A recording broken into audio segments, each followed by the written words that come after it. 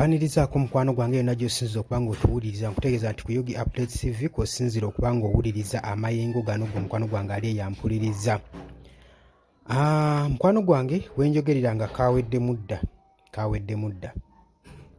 Bannanfuusi bamaze ne bakyusa endowooza zaabwe. Jjukira nti olunaku olw'eggulo naggambye nti omukulembeze yakoowodde bamemba ba Parliament kibiina kya NRM basobole okuba nga badisikasingamu issues, naye baadde tebannagendayo bagenze bewera nkolokooto nti teri kukwata teri kukkiriza kusekendinga bbiiru eno, naye bitulabye mu Parliament olwaleero bitumazeemu amaanyi. Bbiiru bamaze ne bagiyisa gwe mukwano gwange ali eyampuliriza. Watandika kuba nga osubscribinga genda ku Yugi Updates vyo subscribinge, genda okirye wansi okuone mukadde gwe mukwano gwange ali eyo abali e Bulaaya emitala w'amangi namwe mbanirizaako nnyo ekibadde leero mu Parliament. Jjukira lwe lutulo lubadde lusemba ku nsonga ya amendment bill ya rationalization gwe mukwano gwange ali eyampuliza 2024.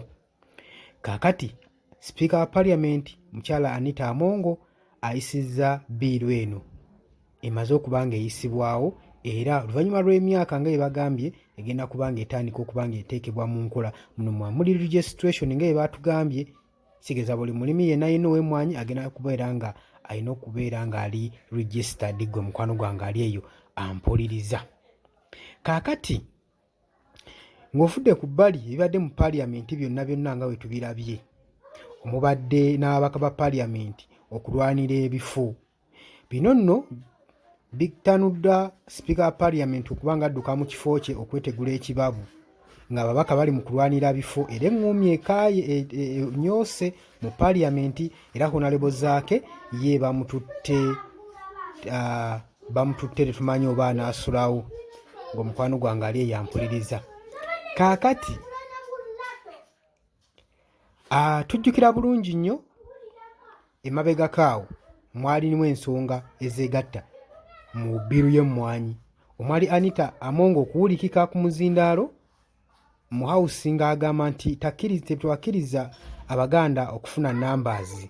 Kakati Joel Ssenyonyi ye yabadde amugamba nti asooke kwetondera ggwanga Uganda ku ebyo bye yayogera, naye Speaker Anita Amongo yeekazizza n'agamba nti nno buli ekiribeera mu House eno kirikodingibwa. Kati Joel Ssenyonyi producing evidence eraga nti nno ebigambo ebyayogerwa nze Speaker Anita Amongo. Oba obiwulira muganda wange? Parliament webadde eyisa etteeka lino, Joel Ssenyonyi abadde akuliddemu opposition banna abamu nga bagenzi wabweru. Etteeka lino we liyisiddwa ng'omukwano gwange ali eyampuliriza, naye ng'embeera tebadde nnyangu. Abaka baffe batulwaniridde bagezezzaako, ng'ogyeko abo abaalidde abafunye ekyogi mu limiro okusobola okulaba nga bayisaawo amateeka nanti tebibakwatako. Kati Speaker Anita Amongo eri ewaabwe gy'abeera gy'ava tebamanyi na mmwanyi kikyekola, tebagimanyi namu, bagirabidde eno mu Buganda, era ni fact abasinga bagitegedde butegeezi wano ng'eyita mu Parliament. Kati si ye muntu gw'osuubira okuba nga agenda kulwanirira emmwanyi okuba nga tegenda kuba nga esaanawo. Kitegeeza ki? Emmwanyi egattiddwa ku Minister of Agriculture etwalibwa ne Mr. Frank tumwebaze.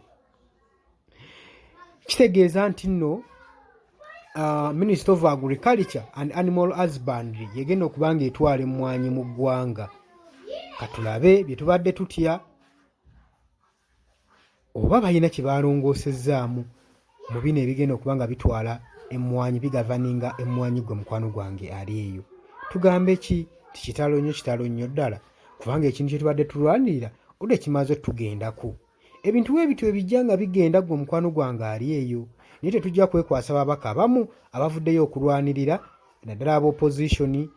Tubeebaza nnyo, mulaze omulimu ogw'amaanyi. Nammwe abatunze eggwanga ne mukyusa ebirowoozo byammwe ku last moment olw'ekyogi mu mimiro, ensi ebalabye, era abalonzi bammwe mu constituency zammwe era babalabye.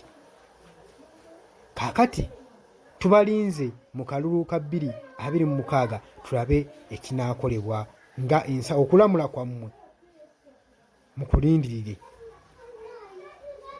Amma nkubiriza gwe atannaba kuba nga osubscribinga genda maaso subscribing, likinga, sharinga, commentinga. Ajjamu mu comment section.